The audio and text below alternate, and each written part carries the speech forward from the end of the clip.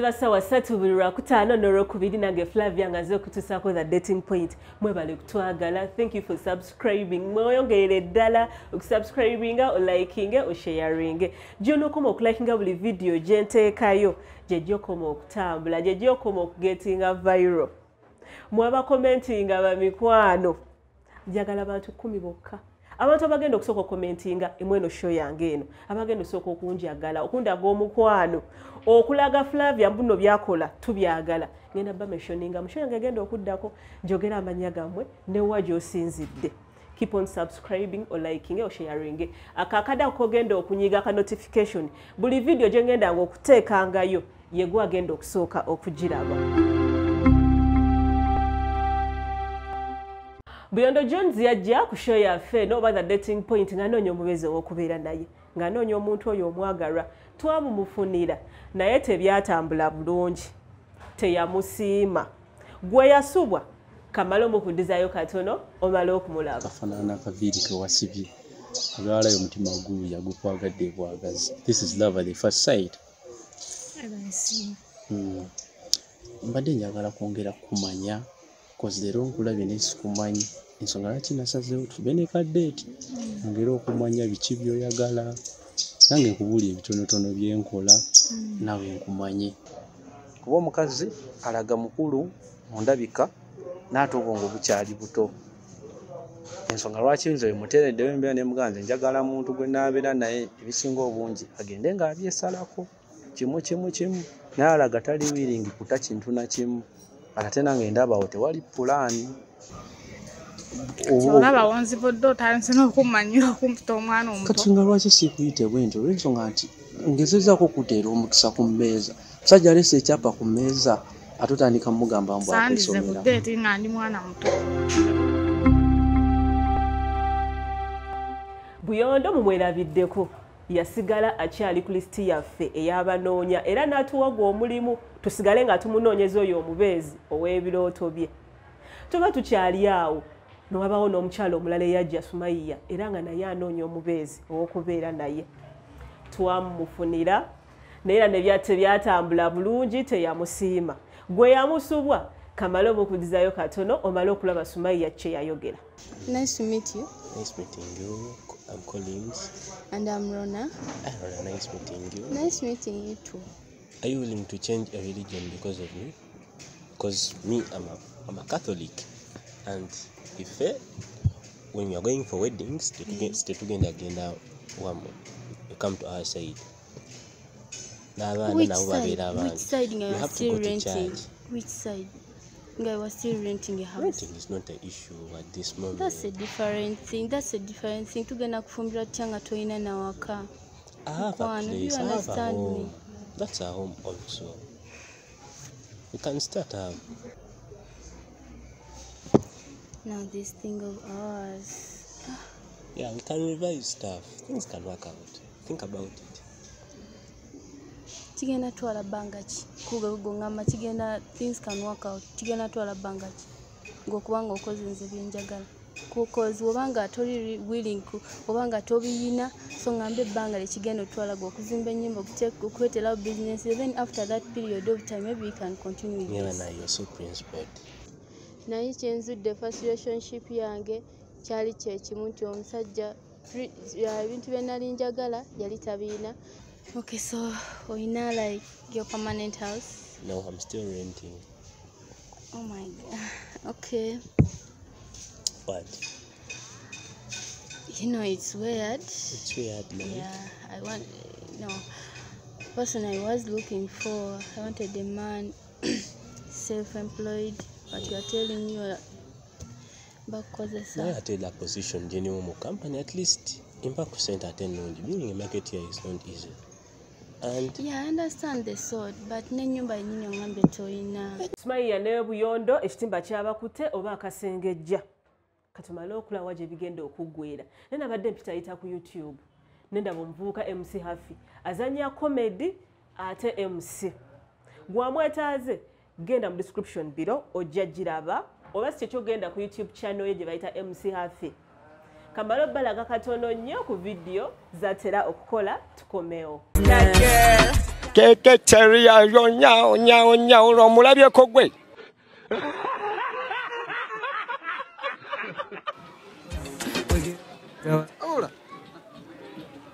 Hey! Mugera kugula fenona ate mwino mumala nyao nyao nyao maoko tawolo kusagwe. Look at you. Tomukulira chakunywa cha sani. Na bidi. Ku sente mulo. Mulo kuwe kudai. Anti. Nchimanyi kavidiyo kakonyomidde. Obadde ngo yebuuza MC Happy asangibwawa. Kagayi kano kasangibwawa. Nsangibwa ku YouTube channel emanyikiddwa nga MC Happy. Beera nga subscribinga, sharinga, likinga, beera nga commentinga. Jukira nti gy'okoma okola ebintu ebiwamanga okusharinga, okukomentinga n'okulayikinga. Video ziba zigenda viral. So sharinga, commentinga. Genda obenga oddayo olabe videos zonna videos zinyuma, you know, ziri mu comedy mungi. So genda obere ng'onyumirwa sagala obere ng'osigalako ekiwubalo mu mbeera bwetyo. Jjukira gy'okoma okuba ng'okola ekintu ekyo ziba ziyongera okugenda viral. Towerabira kusharinga na kusubscribinga. Nsigadde nze MC Happy. Bu video mbulabye gwamwetaaze mkuddiramu genda ku YouTube channel ye MC Happy. Katugende straight mu show yaffe y'olunaku olwaleero tulabewo gye bigenda okuggwera. Amanya gange bampita Buyondo John nalaba eno dating website ku YouTube nensaba date n'omuwala bamita Rona ng'onyiridde akafiiri banangoli smart. Really? How are you? I'm fine. How are you? You know, it's nice to meet you. But actually, I didn't expect someone like you to find a man like you. The chamber them also, in fact, I expected this someone like you. But anyway, it's nice to meet you. Thank you. Yeah, I'm called John. And I'm Rona. Yeah, better boy, you see. In fact, when nasobola nkubidde nga nina date gye nali nsabye nange nasanyusa okusanga omuntu nga ggwe koze ebiseera ebisinga tutera osinkana ekintu amaaso ne gatakyagala. Bwe nabadde nzize ku date nabadde sisuubira sanga muntu nga ggwe naye wanyiridde olabika bulungi. Bakuleeterayo byakunywa kibyonyo. Thank you. Manager tubadde twagaleko ku byokunywa. Nzija kumpa akasoda. Soda ki? Nzija kumpa Mountain. Nze ndetera Benzori. What's up? Anyoboga? Nanyoboga. Okay, thank you. Omanyi olaba ebiseera ebisinga bw'osinkana omuntu naddala omulundi ogusooka oba oyagala okwongera okumumanya kuba oba tomumanyi. Kuba ffenna tuba abantu twawula tuba n'ebye twagala n'ebye tutayagala. Kati buli muntu aba principled mu ngeri ye. Nze nina ebintu bye saagala ng'omuntu. Ate nawe oba n'ebyoyagala. Oba olumu ate kitwala bbanga omuntu okwongera okumumanya. Ensonga lwaki nsaba bano basobole okutuorganizingirayo ka date n'omuntu yenna cause ndaba nga ngenda nkula mu myaka. And I need someone to settle with. But then abawala bangi have been falling for faces, pretty faces. But in the end, ebintu ebigenze nga wembadde nga mbisuubira. Obeera n'omuntu nga mulungi, bakwano bo ne bamuwaana, buli kimu ng'omulaba naye nga mu byaddala obeerakoko naye n'eninga apo ng'ogamba I think I need to find someone else. Ensonga lwaki? Amanya gange nze Rona. Nasanga company eno ya Dating Point kubanga nali into some situation nga I need a man, I need to get married. I organized the date. Njagala, I want to know you more. Manyi kiki oyagala, kino kikuyisa kitya, kino bwe kiti. Okay. You know, my I'm called Rona. So, as I listen to your conversation here, you know, what nga twogera sigwe muntu actually gwembadde nsuubira like okulaba. Yeah, but I'm amazed and I'm surprised to meet a person like you. Yeah, and it's so pleasure. Thank you. Nsanyusa okusinkana. But then, yeah, nange nandyagadde okubaako omuntu gwe nsotolinga naye. Yes, I think it's a marriage.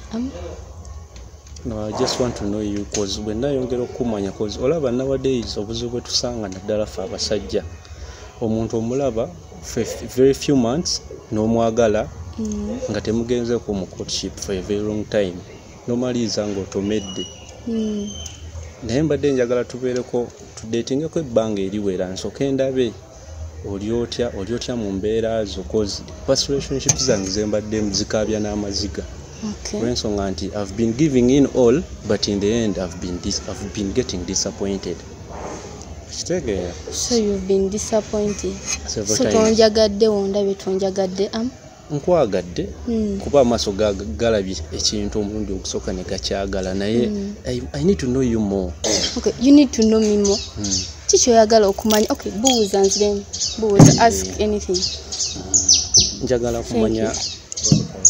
manya baganda bo, bazadde bo, obeerawa, ebintu bwebityo, relationships zo z'obaddemu zibadde zigenda nga zitya.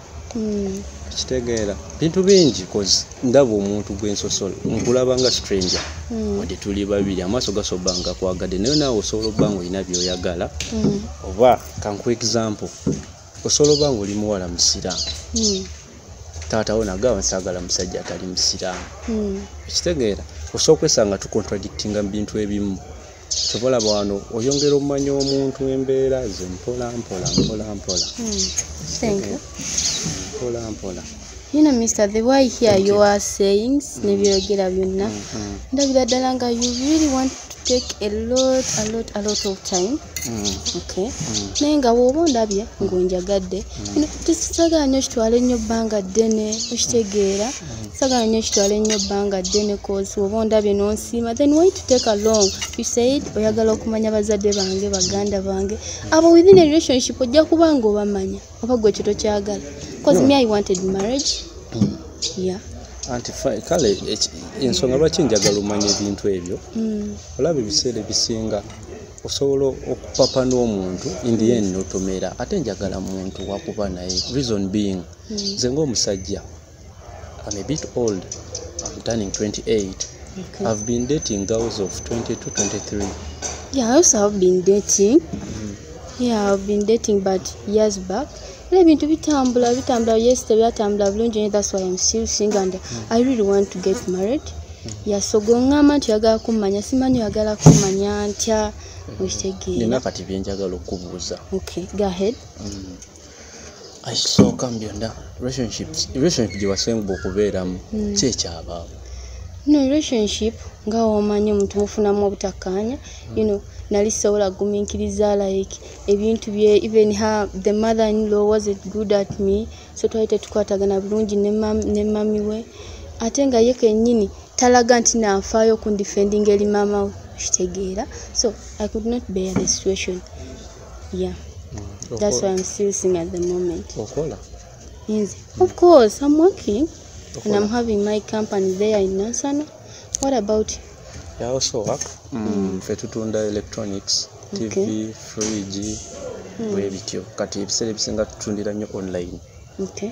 Yeah, tusobola okukola delivery. Tulina edduuka ku Namirembe Road. Balita HK Modern Alliances.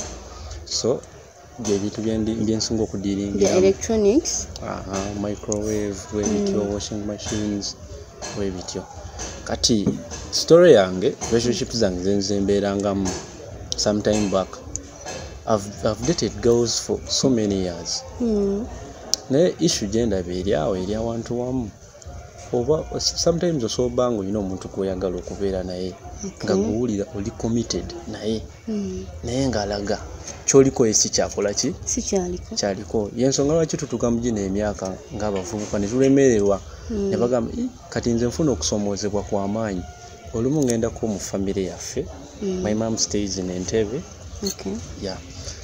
baganda bange baazaala abasinga obungi naye nfuna challenge nze atanazaala n'olumu ofunamu okusomoozebwa abazadde bakuteeka ku pressure. I understand the situation.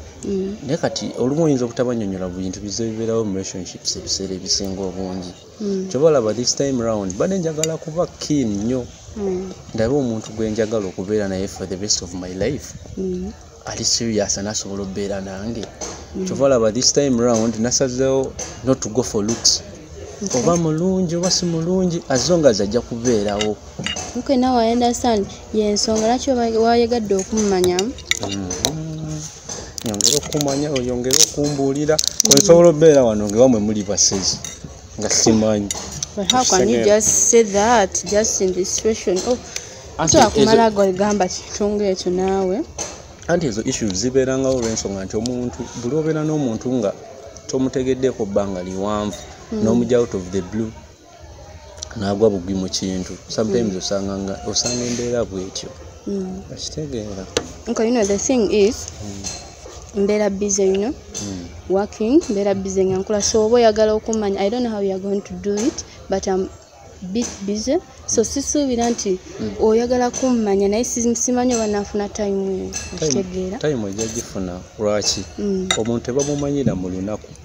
Yeah, I will give you time. Naye ndowooza nga gwe engeri gy'okyogeramu oyagala okummanya. To me, kindabikidde nti you really want to spend a lot of time, but me, I'm really in a hurry and I want to get married. Okitegeera. Anti kyova olaba ensonga lwaki njagala twewa obudde, saagala tutomere. Okitegeera, saagala tutomere. Ekirala wali ozaddeko? No.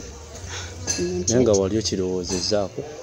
Yeah, having a child, of course, I really want. Ate ku kyeddiini oli muntu akkiririza mu Katonda. But do you? Otera ogenda n'osabako? Do you? Nsaba. Nze nsaba, nze ndi musajja Mukatuliki. Oli Mukatuliki? Nze nakulira mu famire nga bw'oba tosabye kyemisana tokirabako. Sure. Tataafe yali musajja mukambwe ennyo.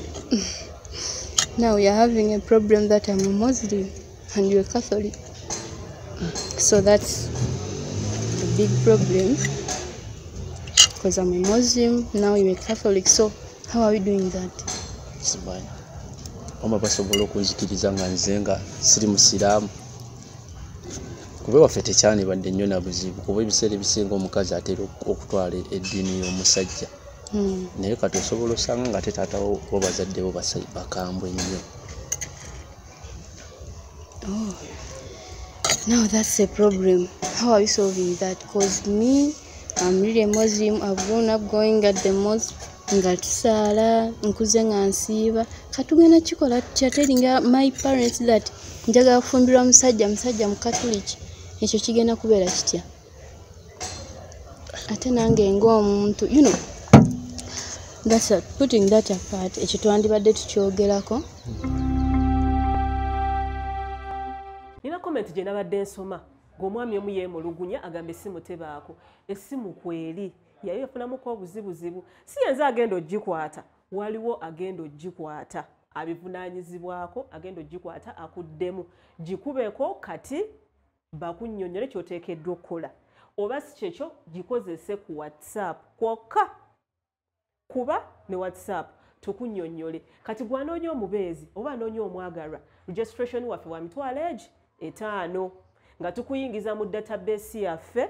Ojja kwekubisa ebifaananyi 3, ebifaananyi ebirungi by'osinga okwagala, oba okoleka vidiyo tukatereke mu database yaffe. Ojjaba ofunye omukisa ogw'okulaba abantu ab'enjawulo. Sinakindi n'abantu abasaba ababeezi tuba gwe gwasasudde yegwe gutusoosa ku mwanjo. Kati mwe abanoonya omuzungu oba abanoonya abazungu ojja kwongeramu akasente katono aka registration gibe $10,000. Gwanoonya omuzungu era weekubisa ebifaananyi ebyo obirete mu database yaffe ne ka vidiyo kakole ogambe nze njagala muzungu saagala muddugavu. Omuzungu tujja mukuwa tukuyingize mu database zaffe. Ndowooza mukwano muwulidde abazungu $10,000, then abalala $5,000. Ojjaba ofunye omukisa gw'okubeera ku status zaffe nga tukulaba oba abantu abalala nga bakulaba. Sinaki nti n'omuntu aba asabye omuntu okubeera naye yewe gwe tuba tugenda osooka okuwaayo. Tumwerabira essimu kweri mugikubeko ne ku WhatsApp. Katuyongere ne show yaffe ey'olwaleero. So you mean you're a Catholic? Wow.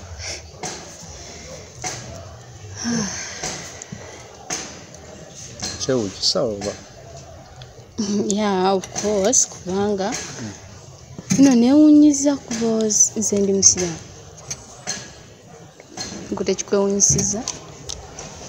Olumu nze bwe mba njagala omuntu eddiini nsobola ogikulembeza naye eddiini twagisangawo ate okwagala tekugaana abantu tubalaba n'omwagala n'ogenda okwekanga mwawukanya eddiini okitengera osobola okukkiriza n'enkwagala nga osigaddeyo mu ddiini yo naye nensigala nga nze naye ng'onywa omwenge obwenge ntera okunywamu ndi musajja munyika Guinness kankolera bulungi kantu kange. Oh my god, so ekyo nga kindabikidde okuba ekizibu. Ate lwaki? Because nze sinywa mwenge, of course nkuze ndi mukazi musiraamu okitegeera. Oyinza okwagala maybe okubaako these food taboos, oyinza okwagala okubaako ekintu ky'oli ate nga nze sikirya. Nga ki? Naye I found out that this man twali tetusobola kukwatagana because omusajja ono he's a Catholic, ndi musiraamu. This man was not even willing kuva ku mwenge for me. So nembadde nsobola ntya okubeera n'omusajja ng'ono atali willing kuleka like ekintu ng'ekyo okukireka for his life n'abeera nange. So nsobodde okulaba nti tetujja kusobola kukwatagana na mwami oyo, era kubanga nze nali nsuubira nti ngenda sanga omwami nga ayina ewaka ewuwe, ayina buli kimu ekintu ekisobola okutandikawo amaka, like ayina business eri standing. Ndowooza okitegeera ng'oliwo zino food taboos zino omanyi religion zitukugira okubaako ebintu ebimu bye tulya like Muslims and Catholics. Kati ogamba kali akasolo k'Abakatuliki kapooko k'ogamba naye nze munnange sagala kulimba emba nsazeewo n'enguma ng'osazeewo okunjagala osobola okweka ebimu ku bintu ne ngamba mukazi wange sijja mulira biro mu maaso ge kuba kiba kifaananyi kibi. Really? Mba nsobola bw'oba okkiriza n'omwenge sokani osobola okuguvaako.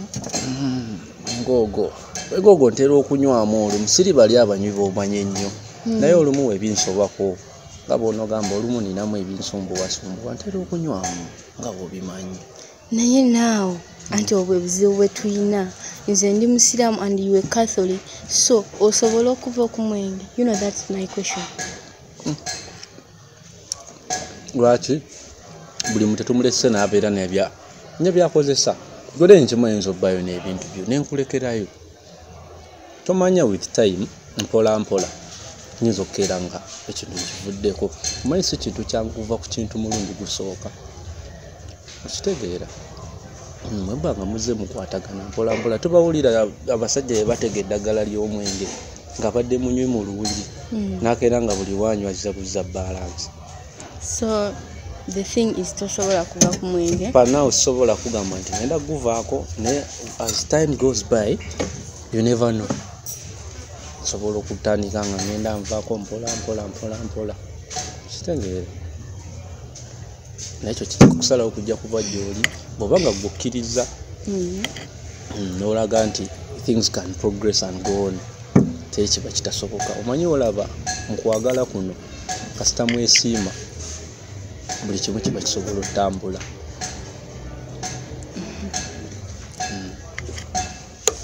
Kale naye ebirala byagala okumanyako kuba nze obweddakumanyako kati like obeera wekka oba because you told me you stay in Waisa, isn't it? So obeera wekka nkyaliwo mbadde ngezangako relationships naye ebintu byagala working out nga ebadde mbyagala kyobola abanaze ku website nabo basobola okunfunira omuntu. Manyi ebintu by'okufunira bino biba ne probability. Osobola okufuna omuntu n'omusiima ebintu ne working out oba ne bigaana bibanga byakugezesa ebanga probability okitegeera. Kyobola with everything in life we give a try and see tulabe kinaakola tekikole. So ku company eyo wangambye, so what is your position in it? Ndi muntu wa bulijjo just nsuubula n'entekamu emaali zange. Tulina dduuka. So you a manager or the director? No, I'm not the manager.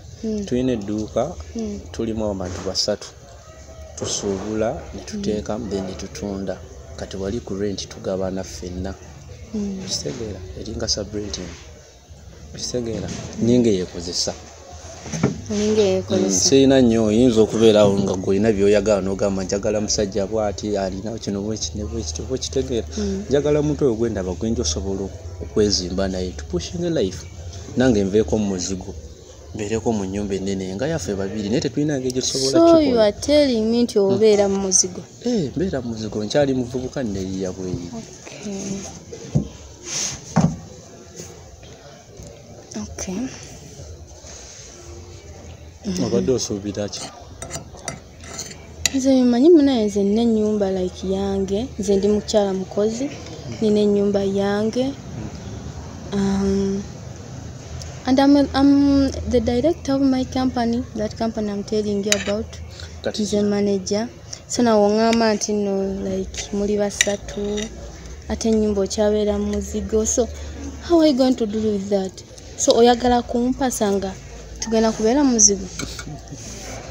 Oba how did you plan that? Si muzigo gumu nti just renting nga zeringa ddabo. Okitegeera. Olaba abantu bwe bakola ababiri baprogressinga. Tutandika tuli wansi. Nawe wenkola natandika nina ebintu bitono naye bw'ojjawo edduuka olaba nga ddene mulimu ebintu. Okitegeera. Kati teri kintu kyangu mu nsi muno. You know, I'm getting to know one thing about you. Like, you didn't prepare yourself enough. Yeah, if you are telling me that you want to get someone more like okuwasa omuntu. First, ukyali muzigo. Second, and I don't think you are willing to marry someone because you are not willing to sacrifice anything for that person. Wangambye tosobola kuva ku mwenge, and that thing kyandese wala kitegeera oba toli ready okuva ku mwenge ku lwange, so toli willing kuguvaako ku lwange. Olinga agamba munjogerayo olinga agamba things can't work out between me and you. Ate nga nkusabye obudde ne kugamba it's only time I need. You never know, things can change. Kitegeera you don't wake up one day and you be like nzukuse nvudde ku kino oba kino oba kitegeera. Yeah, I understand. I understand. Negwe okungamba nti okyali muzigo man. You gotta be kidding me. Kati obuzibu bwendaba bwegenda osangira ddala. Omuntu gwenjagala ogezaako okumanya ansingako ku ssente. Nayo nayo issue y'amaanyi kubanga ebiseera ebisinga olaba bakitaffe babeeranga ne bamama baffe. Mama natandika okufuna ssente nnyingi okusinga ku za taatawo. Notandika okulanga embeera za maama zitandise okukyuka. Olaba ssente zino zijja ne zigenda. Terina omugabo beera baazaala ng'ali bulungi. Kitegeera tubola buli kanaku twongera okukola buli lunaku oyongera okole olabe ng'embeera ekola ki ekyuka. Kati nina feeling ngeri gy'olina company you never know. Either osobola okunzija mu business gye ndimu oba n'ongamba munaye kankusikemu omukono business egaziwe. Kitegeera naye kati enjogera eraga nti status yange gye ndimu tosobola gibayinga kubeera nange. Olinga agamba nti things can't work out ate nga I came here to try and see if someone can. Omanyi olaba ekibi kye tusanga naddala ffe abasajja olumu tulimba status zaffe. Olina omugamba kino n'omugamba nina kino olumu ne ngamba kino okwagala okusanyusa naye with time jjukira tujja batubeera aba with time newe naaba nga nkulimbye ojja mumanya amazima ate mwonna omanya amazima ojja kunyiiga. Ogambe musajja jjajjanga nankimanga ano ng'alina emmotoka ate ovujje siina nga teddeewolanga neewole ate n'amazima wenga gamba. You sound as if you're not happy to hear what I'm saying. Kati what should I do? So yagala kutandika nawo kiringanga nti tugenda tutandika like buto tutandika okupulaninga ebintu byonna buto. You know, nze nadde ndowooza nti ngenda kusanga omuntu nyumba ayina ennyumba eyiye kitegeera business yiye amaka like tutandika butandisa family but I didn't think titugenda tandika kuzimba bintu bupya so ekyo nakyo kina ekindese watali walungi nti I'm having a second thought about this. Tanti kyo nagambye mu ntandikwa nti buli muntu abaako n'ebintu byayagala ng'omuntu okitegeera. Those are some of the issues I've been facing. I've been going for looks. Omuntu atakumanya nnyo ne weekanga ng'obaddeko naye mwezi gumu myezi ebiri and then you break up. You understand? So what was the problem with your last relationship? The main fact relationship zezisinza okubeeramu naddala eyasembayo nali nga njagala omuntu ng'alina omuntu omulala gw'ayagala. Omanyize mu bulamu bwange ekintu kyensinga obutayagala kunnimba. So yakulimba? Nabeeranga naye ng'alina omulala gw'ayagala. And you could not forgive? Nedda, in the middle of the relationship I came to realize wali obaddekawo ng'olina omuntu gw'oyagala n'obeera ewaka ne bakukubira tebagagundi bakyadde ewaabwe naye ng'oli mu relationship eyo naye nga tomanyi. Nga omukazi omuyina naye ate ne bakyala. Omukazi yali akyabeera waabwe ng'ajja buzi ng'omuntu anagamba let me come there najja n'amalawo weekend n'amala n'akola ki n'addayo. Kati one of our friends called me n'angamba kino kyendaba nga si kituufu. Ebyadda nali so shocked, nali stressed, nali depressed. Wakati relationship mwennyini nnyini mukwano gwe n'angamba toyinza kikiriza Martha baamwanjudde ewaabwe. N'angamba kino kya ddala oba nedda? N'angamba ye ngendo nga tebampeereza bifaananyi. Nze mwennyini yafumbiddwa. Nawulira nga nzirise n'ensooka mbala emyaka gye maze naye ng'ate ndaba bbanga gwanvu. Oba gwe atamukwata bulungi?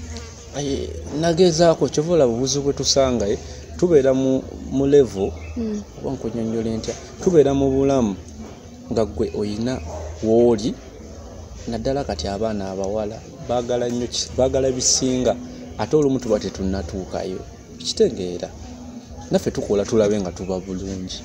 The thing is ndi mukazi mukozi ndi mukazi like eyeebeezaawo mu buli kimu so nadde nsuubira nti enasanga musajja tutandika butandisa relationship naye kirabika ate eyiyo tulinga nga agenda tutandika okukola obukozi tutandikire ate wansi nga tugenda tutandika zimba buzimbi kintu bupya okitegeera.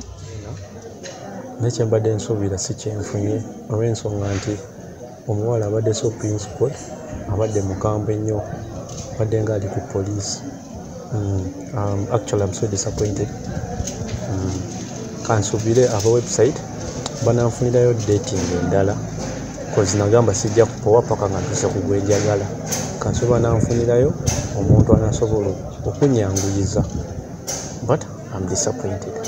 Nyabo oba tonsiimye busiimi ngezezzaako buli kimu ngezezzaako okulaga olaba sigolo nkugambye sikola nga ndi mbino byakweyiiya koze buli kimu.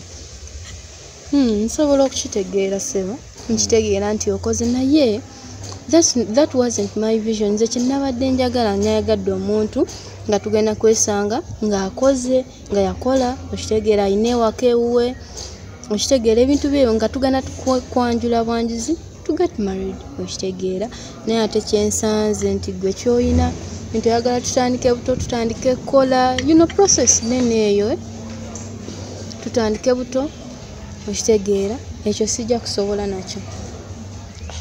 Kati olinga ngamba nsale malala. Of course this thing can't work out because tosobola kunkaka okitegeera. Kati omuntu akola atyo omukisa kuba naawe okimanyi sente zikyala bukyazi. No, you have to be working. Nze kinadde njagala nadde nsuubira nti ogenda kuba enasanga omuntu nga like ayina ewaka ewuwe kitegeera business naye oŋŋambye business mugirimu basatu. Nyabo naye sikutegeera so money oriented oyagala nnyo ssente toyina kati olinga atalabawo njawulo nabe nzize mbeeranga nabo ssente okimanyi bakola ngole ssente zikyala ssente mugenyi naffe twaliko mu bulamu bakitaffe twakulanga batuvuga naye kati n'okunoonya ssente bwe ngulira akamotoka kintu kizibu. Saa zino osobola okuba ng'oli bulungi okunsinga naye omanyi ki ekijja mu maaso.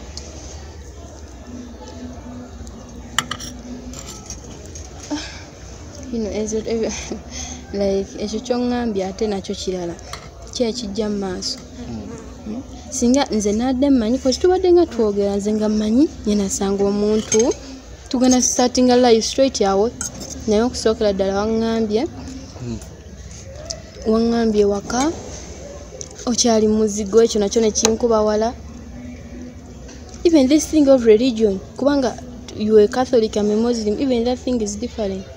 Tetulina tugenda kikola tutya.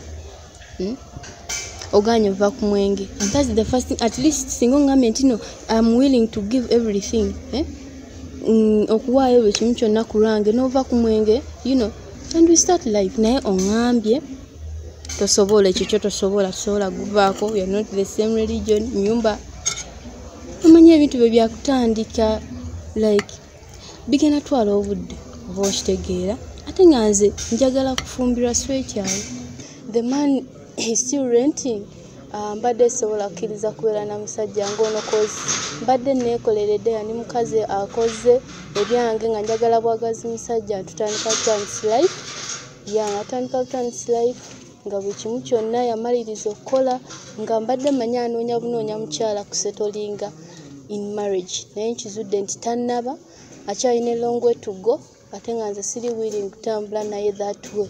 Okitegeera cause I've been heartbroken before. Era nga mbadde njagala nze kutandika Tans relationship na musajja. Akayimba kayize go kapai wali okawuliddeko. Ize go. Okamanyi obulamu ebiseera ebisinga tebubeera nga ffe tusuubira bwe biyinza kubeera. Nze wendi wano nkoze ate saagala oba siri mwetegefu kuwaayo byonna nti kukola tandika relationship.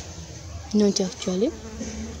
Kubanga nze nadde ndowooza nti natandika life naye ate ekikyo kirala. Omanye ekyo nti kirala kyakutandika like tutandike twezimbe. Oba okitegeera. Gwe ne taatawo ne maamawo batandika bakikola. Batandika oyedde bagagga. Omuntu ava wansi najja nga yeekulula. Kivola omwana atandika ayavula. Paka bwatambula. Ndowooza kiri kunze. Kubanga kati nze neekoledde ebintu byange mbikoze. Kibulako mu life yange isemani musajja nakufumbirwa okitegeera zuno nzize nekikyo kirala kyakutandika buto tutandike twezimbe tutandike like hard, that's hard work for me. Era kyengenda okukola ngenda kwogera n'aba dating point abo ndaba oba nsobola okufuna omusajja oyo gwe mbadde nnoonya ow'ekirooto kyange ndaba oba nsobola omufuna. Gezezaako okwagala okwennyonnyolako ontegeere bulungi naye kyendabye bw'osika ekitajja ddiba lya nkoko mu ngalo. Oli mukazi mulungi buli kimu okiyina ssente ozikoze naye ndowooza ze zimu ku nsonga ezikyakulemeseza okufuna n'omusajja gw'obeera naye. Ebya ddala buli muntu mu nsi muno bamuwa omukisa naye kwennyimya omukisa sirina kyakukola. Ekirungi ennamba yange ogiyina bonna oba osazeewo weerowooze ojja kunkubira sirina kyakukola. Gezezaako kyengezezaako biganye webale kumpa mukisa kusinkana eyanzizza naye tekera okumalira abantu ebiseera byabwe. Ze zimu ku nsonga lwaki okyadividde ne ku lujja ebya ddala. Ngezezaako okwennyonnyolako nze nga sigambye kuva mu ddiini ya Busiraamu bwe mba nga nywamu si kibi ate nkugambye omuntu asobola okukyuka mpola mpola. Ndekera omalira abantu ebiseera byabwe kitegeera. Gwe bazaddewo baazaalibwa balina ssente ndi muvubuka muto nkozeeko bye nkoze nkugambye tujja kwekulaakulanya mpola mpola naye olemereddwa okumpa omukisa naye beera bulungi. Ngezezaako munnyonnyola mba so hard working ne mulaga nti sinze bano abavubuka abatakola ekitegeera. Nengezaako okuexpressinga nengezaako okwagala okwogera biki byenkola niki kyensobola naye ndaze nti ye ali money minded ekitegeera. Ate gino emyaka egyaffe gye tulimu egy'abavubuka tukyezimba kulaba nga tubeera bulungi naye kiganye nange ne ngamba tewali kyakukola. I had to give up. omuwala mumulabe Sumaiya era munange biganye munange kati gwamwagala gwamwetaaze Sumaiya waali akyali ku listi yaffe y'abanoonya era omulimu yayongedde ddala okugutuwa natugamba ne munoonyeza omubeezi njagala muntu wakubeera naye kati gwamwetaaze gwamwagala mbaddiramu essimu weeri gikubeko oba weereze WhatsApp Sumaiya tujja mukuleetera oba tujja bakonectinga mubeere mwenna mbaddiramu. Keep on liking this video. Jemnakoma ogilikinga gye gyokoma okutambula. Sigadde nga yenze Flavia mwebale kutwagala bantu bange musule bulungi mweraba.